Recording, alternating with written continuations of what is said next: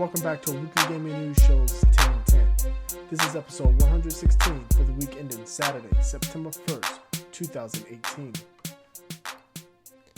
Blizzard has announced that they will disable Overwatch and Heroes of the Storm paid loot boxes in Belgium.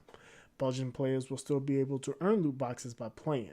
This is following rulings by the Belgian Gaming Commission stating that the loot box mechanic violates gambling laws. Overwatch and Heroes of the Storm following in its footsteps of games like NBA 2K and Dota 2 in removing paid loot boxes.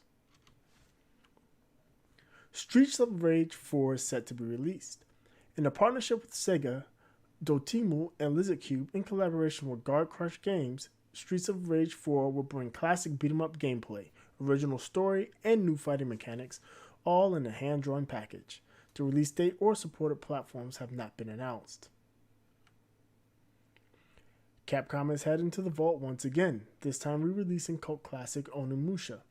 Set to release on PS4, Steam, Switch, and Xbox One on January 19, 2019, the re-release will have a new soundtrack, new Japanese voice acting, and of course, updated HD graphics.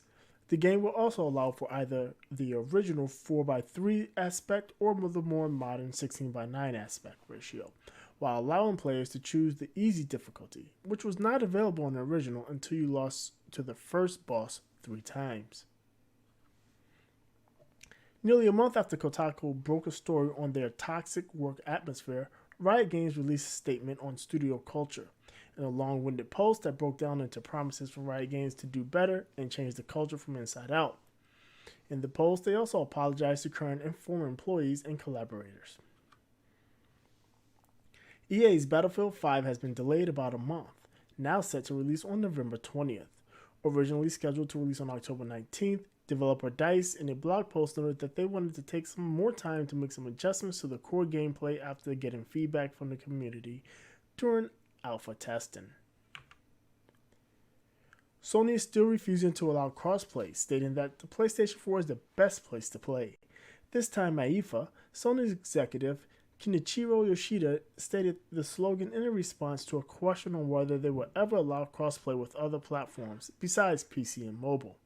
In the talk, Yoshida stated allowing cross-platform play would be a compromise since the PlayStation 4 has the best experience. Nintendo shuts down tool fans use to make Pokemon games.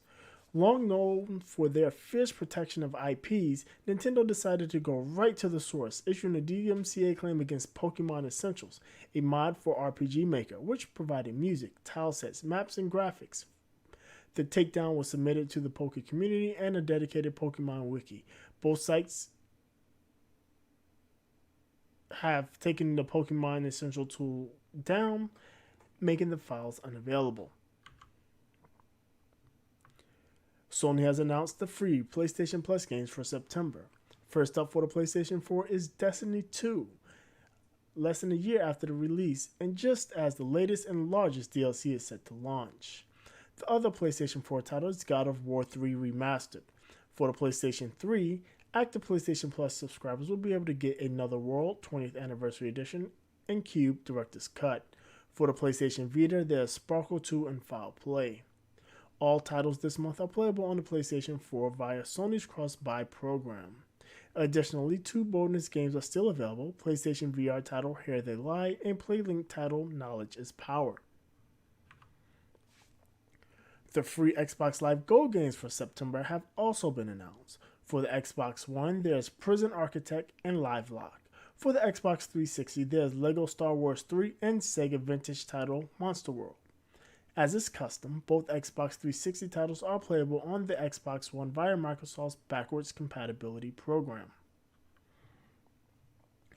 And to round out September's freebies, the free Twitch Prime games for September have been detailed. This month, active Prime members will be able to get Adventure Pals, Guild of Dungeoneering, Gunpoint, Pumped BMX Plus, and Strife. All games are yours to keep after they have been added to your library, regardless of your membership status. That is it for this episode of our Weekly Gaming News Show's 10 in 10. Before I sign off, I'd like to give a shout out to our sponsor, the new Challengers.